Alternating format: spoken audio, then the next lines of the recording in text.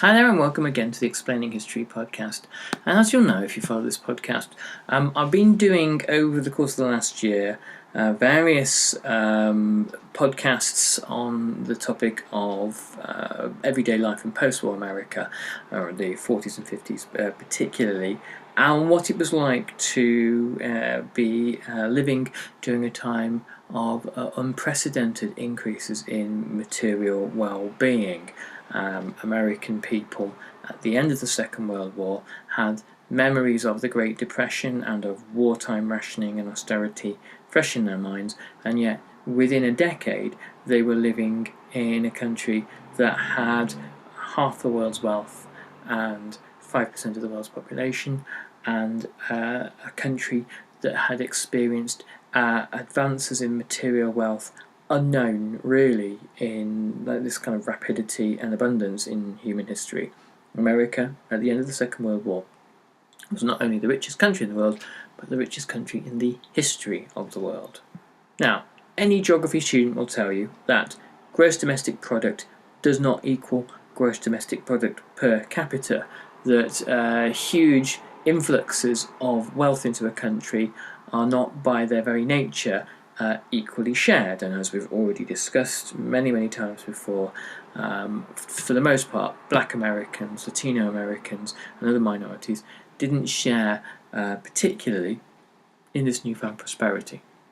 This truly was the era of mass consumption, and it's no mistake that much of the art and culture that emerges throughout this period really reflects this explosion in consumption and the amount of resources that are available to ordinary Americans. If you look at the film and television of the 50s and 60s, these are almost kind of showcases to new mass consumption societies, from everything all the way down to cartoons like the Jetsons and the Flintstones. They talk about abundance within suburbia, even for kind of the working class characters within things like, for example, the Flintstones and that sort of thing. Historian Fred Siegel says, "A good deal of what had once seemed science fiction became everyday life." This is obviously from Grand Expectations, James Patterson's excellent history of America 1945 to 74. James Patterson says, "In the 5 years after the war, Americans were presented with such new items as the automatic car transmission, the electric clothes dryer, the long-playing record, the Polaroid camera, the automatic garbage disposal unit." If you read Never Had It So Good, Dominic Sandbrook's history of Britain from 1956 to 1964, then you see a kind of an equivalent sort of story. The post-war boom in Britain takes about another 5 years in order to manifest itself. The post-war boom in America is really in evidence at the end of the 1940s. It takes until the mid-1950s really for Britain to take off in much the same way. Very good economic and historical reasons for that. But they both tell a similar kind of story. Both books tell a similar kind of story about Britain and America, respectively. And you find a similar explosion in mass consumption happening throughout most of the world that A, hadn't been defeated in the Second World War, or B, that had managed to stave off most of the ravages of war. However, even in France, Italy and other European countries rebuilding themselves, once again there is a consumption takeoff. Now, one of the things I've long suspected is this explosion in consumption, in living standards that marked the 50s and then the 1960s has cast a long shadow over pretty much everything else. When you look at disgruntled and angry middle and working class people across the Western world, pointing back to a kind of mythologized heyday long before the ravages of neoliberalism, this is the era they point back to, assuming that it can be endlessly replicated. Now, maybe it can, maybe it can't. That's perhaps for economists to discuss. Or it's entirely possible that this explosion in consumption and material well-being was a historical one-off, and not something that current conditions can perhaps replicate. It's a slightly different conversation altogether, with other different implications attached to it. The new levels of innovation seem to really stand out in this period. Frozen food, for example, which was for the first time marketed widely, treated with great suspicion in some quarters to begin with. Plastics, nylon, polythene and cellophane, styrofoam cups, vinyl floor covering, the plastic bag, plastic toys for children. All of these came from the invention of this incredibly useful, incredibly durable, and now we see incredibly problematic substance, PET, polyethyl tetrachloride, that has been the main building block of that, and the silicon chip, I suppose, of post-war society. James Patterson states, between 1939 and 1948, clothes sales jumped threefold, furniture fourfold, jewellery fourfold, liquor fivefold, and household appliances, including TV, fivefold. Now, between 1941 and 1945, for 4 of those years, obviously rationing made most of that impossible. So probably the jump in material well-being happened not between 1939 and 48. Most of what we talked about there, clothing sales jumping threefold, furniture jumping fourfold, would have happened between 1945 and 1948. The car is the object that really is synonymous with new post-war prosperity and affluence. Car sales were 69,500 in 1945. The following year, they leap from that to 2.1 million. And that's really got more to do with the drag factor of the war in 1945 than dramatic increases in productive capacity. Most aircraft factories had originally been used for manufacturing things like cars. Turning a car engine into an aircraft engine, a fighter aircraft engine, is a relatively straightforward transition. We did talk in the podcast a while back about American rearmament and about American manufacturers desperate for Roosevelt to give the green light so they could start to retool their plants as quickly as possible. And the process of turning a peacetime economy into a wartime economy is very difficult. But transitioning backwards, it appears, has proven to be a lot easier. The American government, if you read Anthony Sampson's brilliant book, The Arms Bazaar, the aircraft industry in California collapses in 1945, only to be quickly revived with huge government subsidies thereafter, and defence spending, which is a great way of keeping otherwise obsolete industries that are strategically useful full of life. In 1949, car sales hit 5.1 million, and this was a record-breaking level of sales. With the previous high point had been 1929, so that shows you again, if the previous high point had been 1929, that shows you the effects of the Great Depression throughout the 1930s and the war. By 1950, sales had gone up to 6.7 million. And in 1955 they reached 7.9 million. And this is where many people in America believe that there had been some kind of take-off point in terms of living standards, and that living standards would only ever increase exponentially. The demand for cars was predicated on 2 things mainly. The flight of white Americans to suburbia, necessitating car use for people to get to work, and suburbia being spread out, you can only really navigate it by a car, getting to the shops and that kind of thing, and getting back and that sort of business. But also it's predicated on cheap oil. Now, in the 1970s, 2 oil shocks in 1 decade will cause terrific crisis in American suburbia.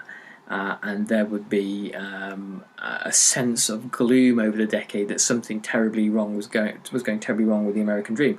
One of the things that's going wrong is that the American dream, if there is such a thing, was built on cheap oil. And after the 2 oil shocks, it's never quite that cheap again. Most of the cars that were purchased in America by the 1950s were American built. There were very few Volkswagens, and American cars of the 1950s were large. They had 8 cylinders, 100 horsepower engines, radios, heaters, lights. They were works of art, as I'm sure anybody with an interest in classic cars know, and they were statements of kind of post-war American affluence and identity. You have Chevrolets and Studebakers looking not dissimilar from the kind of imaginings of spaceships. There's almost slightly modelled on kind of the cartoon versions of spaceships, and again things like the Jetsons, which I keep referencing. And the big 3 car companies, General Motors, Chrysler and Ford, dominated the market. Cars were relatively expensive, and in relation to family incomes, and new Chevys and Fords started at the price tag of about $1,300, which was 2/5 of the median family income at that time. The transition to a car-owning society, to an automobile society, obviously has huge structural implications for downtown areas, for places that had normally been accessed by bus, for the railroad industry, but for gas stations, for the oil business, for trucking stops, for roadside hotels and motels, the entire transitory culture of America in the second half of the 20th century. This flourishes because of this boom in car ownership. And the suburban shopping mall dramatically booms as well. There were 8 in 1946 and 4,000 a decade later. In the 1920s, cars had developed and changed patterns of living, and they did so again in the 1950s, and they were part of the driver of economic change within society, reshaping it and reforming it in this way that kind of capitalism tends to do, tearing up things and throwing up the pieces and starting with something new. Cars also powered the development of America's post-war construction industry, and the building of new cities that previously could have been inconceivable without cars developed in particularly the west coast of America.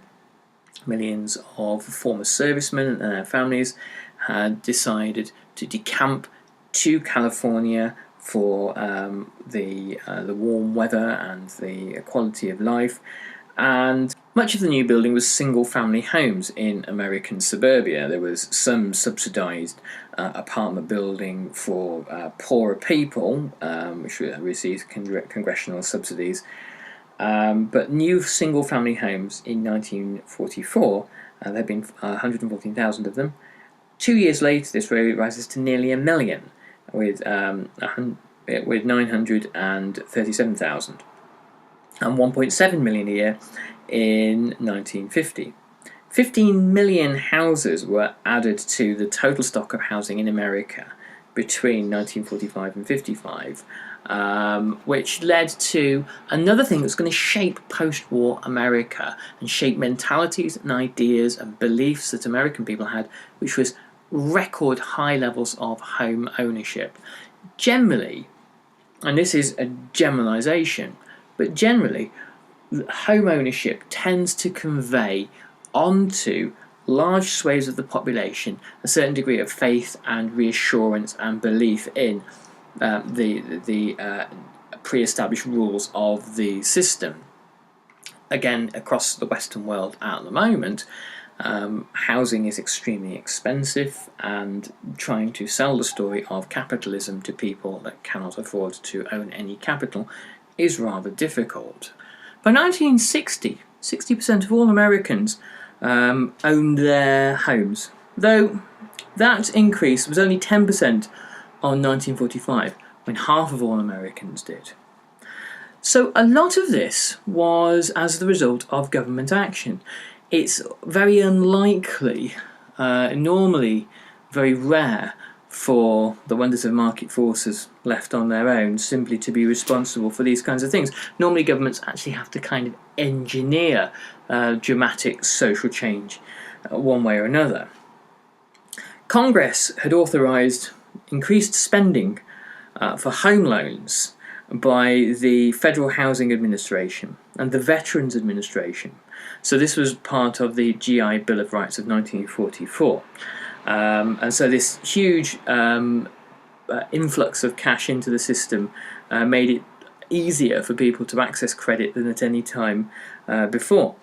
The terms of the loans are very, very generous, especially if you compare that to what private industry was or private banking was prepared to offer, particularly before the war. In 1939, prospective homeowners had to put down huge sums of money, half the value of the home or more, and to pay off the mortgages extremely quickly. This really precluded or excluded large numbers of people from home ownership. The Federal Housing Administration and the Veterans Administration were offering loans of up to 90% of the value of the property and allowing 30 years for the mortgage to be paid off. Interest rates were around 4 to 4.5%, so comparatively low, and the Veterans Administration allowed veterans to purchase homes with basically no down payment. This was an investment in post-war social stability. There are numerous examples of large numbers of soldiers returning from wartime to peacetime and being not taken care of in a particularly humane or forward-thinking way, and all sorts of trouble emerging as a result. At the time of the Cold War, the idea of American prosperity, the idea of American egalitarian politics, the idea that capitalism works not just for the rich but for everybody, this had to really be put into practice and shown, and there was a concern that poverty in America might well undermine some of the key claims of capitalist society. It was private builders that made the houses, and this influx of cash into the system stimulated the private building industry, who struggled to actually keep up with demand. For example, in Chicago, the housing development Park Forest was planned for the city, and it was meant to house 30,000 people. The builders, William Levitt and his brother Alfred, who were a salesman and an architect respectively, had been fairly small-time guys until the Second World War. And then they saw the opportunities that production line techniques and production line technologies could afford them. And so mass production of housing was, by the Levitt brothers, an innovation based on observations of wartime planning and procedures. They began to apply the expertise they'd learned to suburban housing. The lumber came from forests that they themselves had purchased. They created a kind of like a vertically integrated system to keep the costs as low as possible. They also made all their own nails and cement. They hired non-union workers to keep strikes low and prevent strikes, and paid them higher than normal unionised workers would get. They paid them above wage scales. The Levitt brothers formed workers into teams and carefully defined each task, much as Henry Ford had done on the Ford motor car production lines. At the peak times, using pre-assembled materials and pre-assembled planning material systems, they could put a house together in 16 minutes. And the very first Levitt town emerged on potato fields that were 30 miles outside New York City at Hempstead on Long Island. And the Levitt town at Hempstead was the largest single housing development put up in one go by an American builder. It lasted for 50 years and had 17,000 homes and accommodated over 80,000 people. The Levitt town had 7 village greens and shopping centres, 14 playgrounds, 9 swimming pools, 2 bowling alleys, and a town hall. And the Levitts sold the land at cost for schools and donated spaces for churches and fire stations, which gives you an indication of how much profit they must have made from it. Other Levitt towns were created in Bucks County, Pennsylvania, and Willingboro, New Jersey. These were almost as vast. Levitt towners got a substantial discount on property. The basic model house was $7,990, which was just a little bit more than 2.5 times the median family income. Imagine if you were going to buy your house for 2.5 times your median income. A bargain, I would venture. And down payments were easy for people who went through the FHA and the VA. And normally they were around $50 to $90 a month if you were paying over 25 to 30 years. Houses that were on sale, when houses went on sale, there were queues around the block to purchase them, and people would sometimes queue the night before. And what they normally got was a lot where you would find trees or an orchard or a potato field. Lots were about twice as big as those in the city centres, and buyers would get a 4-in-1 half room, a kitchen, a living room, 2 bedrooms, a bathroom, an attic, and sometimes even a carport. And the houses were built on concrete and with central heating, and often would include such amenities as even television sets, built-in bookcases, refrigerators, stoves, fireplaces, and washing machines. So it was a ready-to-move into completed house, part of the mass production of post-war America, where everything from TV dinners to homes themselves could be bought off the peg. Okay, so we're going to continue with this one later in the week and look more at American suburbia. But I hope you found this useful. Do remember to follow us on Patreon, and if you can sponsor the podcast at all, that's great. And thanks to those who already are doing, much obliged. Anyway, I hope this has been useful, and I'll catch you on the next Explaining History podcast. Bye-bye.